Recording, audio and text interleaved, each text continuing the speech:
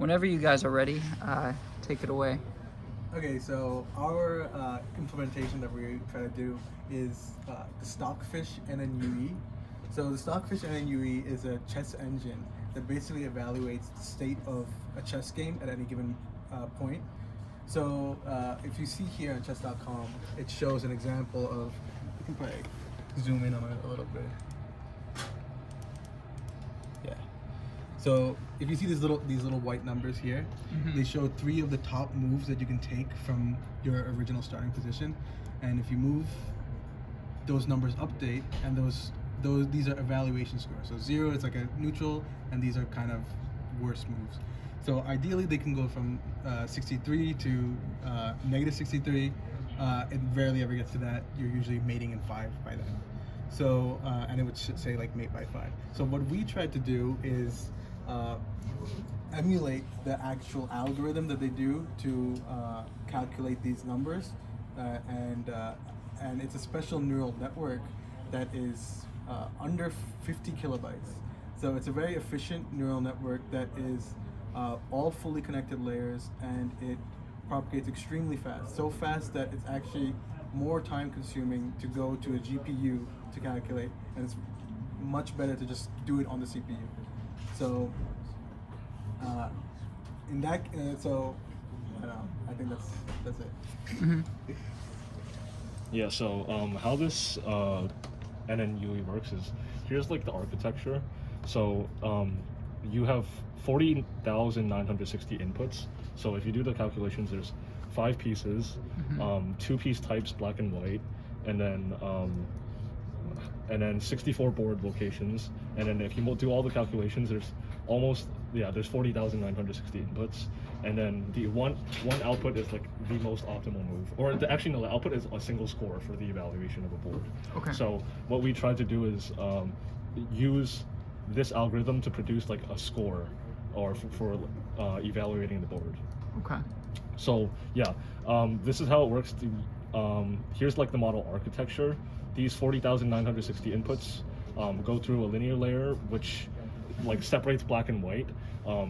These feature sets are these are all feature sets with respect to your king. So for each piece, you have a reference to your king position and the enemy's king position. So realistically, only 32 of these are going to be active, like you see 1s and 0s. And then these inputs go into a linear layer, and then which outputs a 256 element vector. And then these black and white vectors get combined into a 512 vector. And then that goes into another linear layer to go into a 32-bit vector, and then we go into another layer, 32 to 32, and then final linear layer to go from 32 to a single evaluation score. Okay. So yeah, that's the model architecture. So we can show our models. Yeah, you go first. Like you mentioned, a big part of our program is getting these indexes coming from like the piece type, piece color, and all the individual piece squares. So currently we have initialized all the starting position of the 32 pieces on the board, 16 for white and 16 for black. And this is, like I said, this is all for the starting position that we showed earlier. And you could move one of these indexes, move one of these pieces, and that would theoretically update the position, update the evaluation score. Okay. Yeah. And do these starting positions represent like a mid-game state of the board, or is this the beginning of the game? Right now we have it just at the beginning of the game. Okay. We actually started writing towards getting input, like user inputs for moves, but we didn't have enough time to complete that. But. Yeah. So moving on to our model sim simulation. So here are like here's like our initial weights. So ideally these are like hard-coded weights right now, but ideally we would use ones that are pre-trained from PyTorch, like used here. Okay. And so what we would do is we would store these in HPS and then send them over to our FPGA. So yeah, if you see here, this is the initial state of the board. So here's like the output of each layer.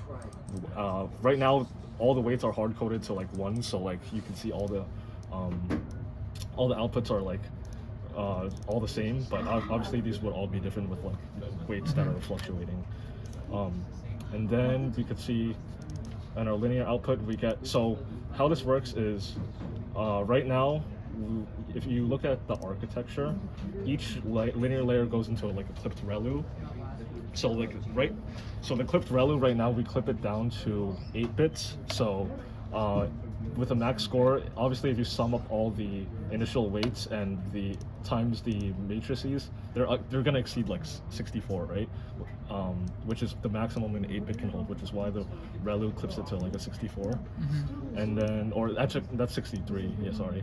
And then if you look at our waveforms, yeah, so it does propagate through each layer correctly. You can see all the M10K blocks are loaded and it goes through all the 4 layers. And right now, obviously with a initial board state, no one's winning or losing. So the final evaluation score should evaluate to 0. Okay. Oh, what the heck? Yeah, final evaluation score does go to 0. Okay. Neat. So then we'll show the implementation in SignalTap and Quartus. So here it shows the end of our first linear layer, which I thought was an interesting place to start. We show that each one is propagating 40,956, 7, 8, 9, and then when it gets to 40,959, we end this layer, send a done signal, and move on to the next layer. And we'll just run it one time in... Wait, we have to acquire. Oh, yeah. Acquire.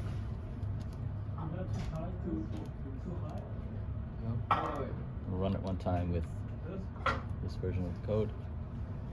And you can see we have print statements for each time one row of the layer is done. And the first one takes a very long time. It's 40,960 by 256.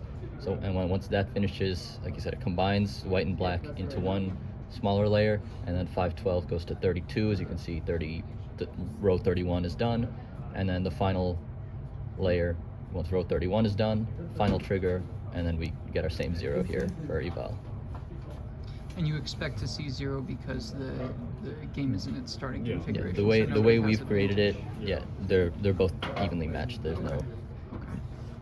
And Yeah. Okay, so so altogether, we were able to make the NNUE. So altogether, with the NNUE combined with the piece selector and a move selector, becomes the whole Stockfish bot.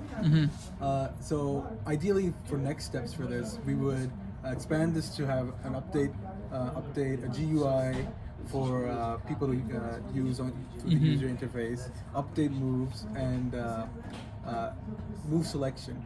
Move selection, while that's not part of the NNUE, it's still a part of the Stockfish, and it is kind of useful. Yeah. So taking the possible moves that you can make and then picking the top 3, which is what Stockfish does, based on the NNUE score.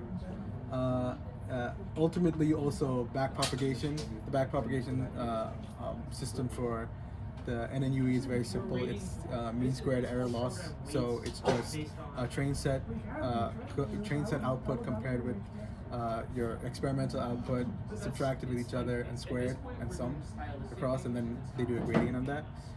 So yeah. Cool. Yeah, given the span of this project was only 3 weeks, we didn't have like a time to create like a GUI, like a general user interface, to like move like this piece to that location, like move pawn to like A5 or something like that. Ideally, we would love to like have a user interface to actually play chess and have the chess game going, you know. Neat. Awesome. Thank you guys. Yeah, thank you.